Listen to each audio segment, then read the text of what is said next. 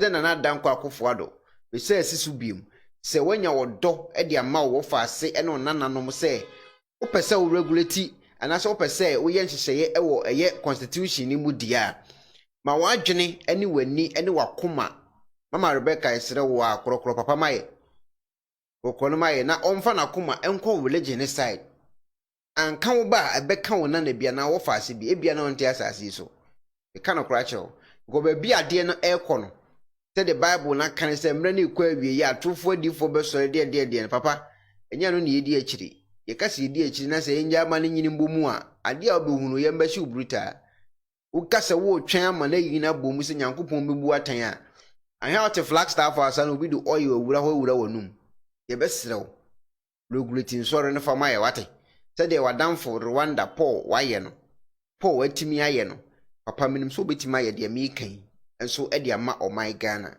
ti ye fama ye na regulating sore no na pe eye tabuo bi tutu omo so tax omuntua tax because a business e no omo ye omo nyina eye business no omo ye eye krono e no omo bo innocent people omo a omo ye gullible no ye bo omo krono pa no odin utie eye a lot of news a ekoso social ne media so any TV so ahodo a enkofo makosa enkofo e na ase na wo manya hawo no e ka na ebi nsu no utie aye mbehyew isa obaye nsesan ye e wo 1992 constitution mu dia ekona ba na busua se mo adwene enko religious ne side one religion no mo adwene ko ho na make sure so be regulate saa ensore no so e de amaye one man churches ni mebre ni a na egu Ghana ho no azan akohwisem akrono e no mo bo akomfo e ya akomfo e no mada no mo ho asofo nti mo adwene ko ho maye na ye hunu se komfo na ekoyi a ni afre no papa komfo na te sei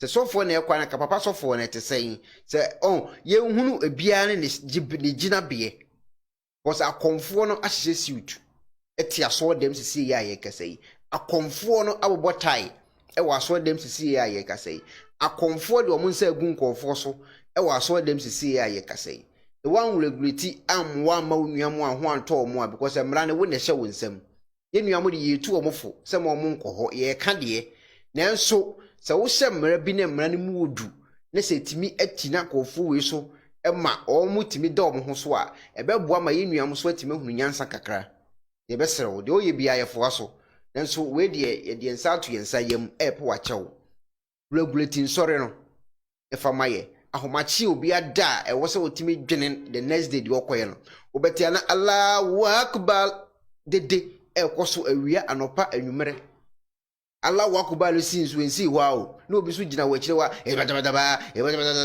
suku dem ne ye bompa ye park so ye bompa ye tutu park so nyina with ye anointing oil suku dem nye bubu nkunya nyina with ye deliverance di papa se yensi ade wia no kwan a nyoma wo hyehye ene ka wo mbese Ghana e te se glass nkwan entimi nye glass nkwan da te se nkofo yi a ye de o makogu spiritual world no yese se o mo do mba asase so o yes ade we ya o mfa wo nsan kan Nyankopon ani me pa acho Nyankopon oni mo mu ba bia it is obi be kan kire wo se ta wutimi regulative religion no na se e Nyankopon ani na ado nsa akoka papa me se me kan kire wo authorities Nyankopon ni mo mu ba bia e ya zan no mo ye Nyankopon kura besan hirawo was obua ama Nyankopon aheni na timi ehu aye pepeye nti yesrawo yenim so ope Nyankopon asem ana wo ye Kristo ni so yenim saade no ana wonim so omo ye azan nti yesrawo enye Nyankopon ani bia na ado nsa akoka na mu obua ama Nyankopon aheni ana nanimonyam aba asase so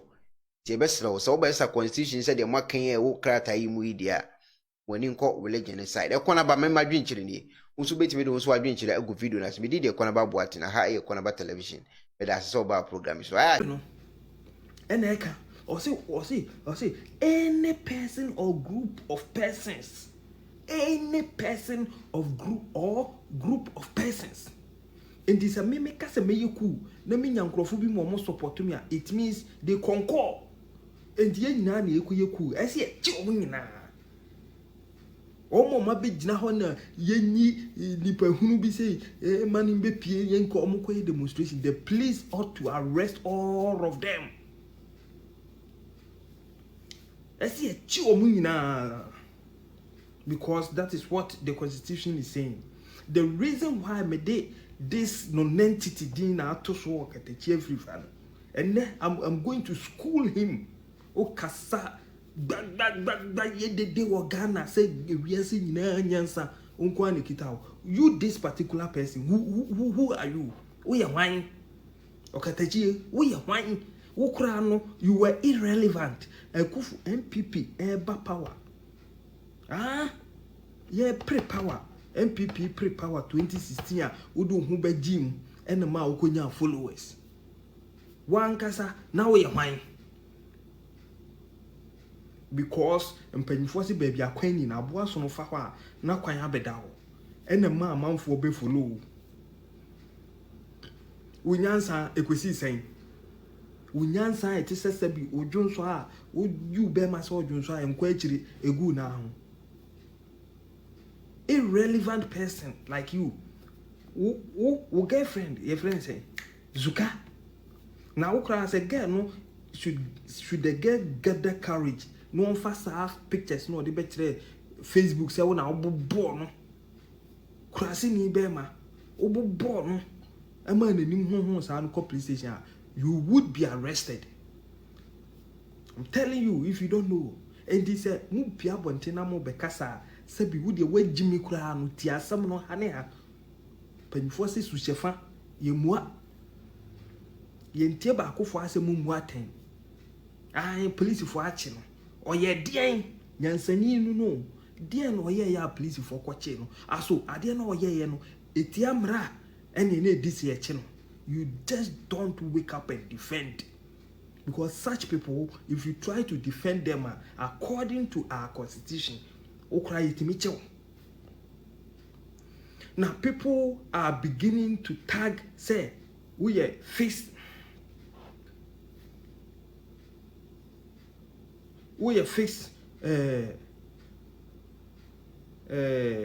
the country. Okay, you are above the law.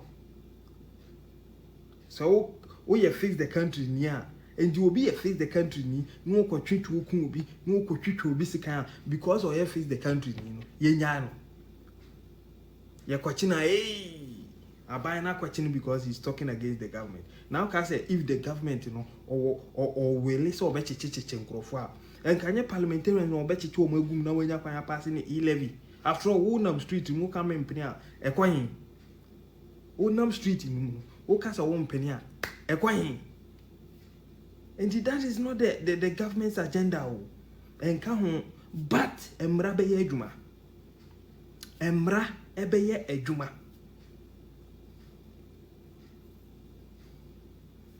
Emra ebeye ejuma. Enti okateche frifa. Learn sense. Nyansa yesunya. Sebi yamfa nwa enye bone. Uba sa se so a no be sua bi enti se obi adi nsamone ne ache no na wo se nipa ne kaseti aban enti ne ache no enti o kaseti aban enti o ho kwan so odi nsamone me bisa wo nyansamu no you be I mean yeti arrest her you bisa se nipa ne ye de oh wonye hwe wote dem wadakora wonye hwe ene akoche no then you all come out and rise up against that. Say no, this is against human rights. But nipa ko di bone akwa keka se bi mfre ni masama